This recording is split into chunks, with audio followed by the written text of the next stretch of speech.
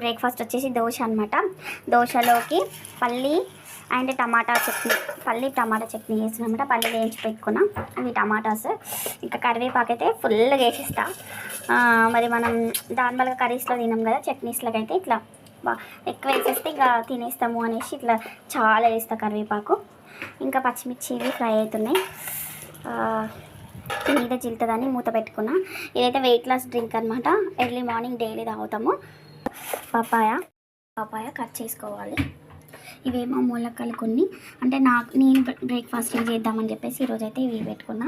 Tomatoes ఏదైనా vegetables cook అయ్యేటప్పుడు కొంచెం సాల్ట్ వేస్తే తొందరగా కుక్ అవుతాయి అన్నమాట. చట్నీ అయితే అయిపోయింది. కరివేపాకు బాగా వేసిన అందుకే కలర్ వచ్చింది. ఇంకా దోశ బాటర్ అయితే రెడీ అయ్యింది. ఇంకా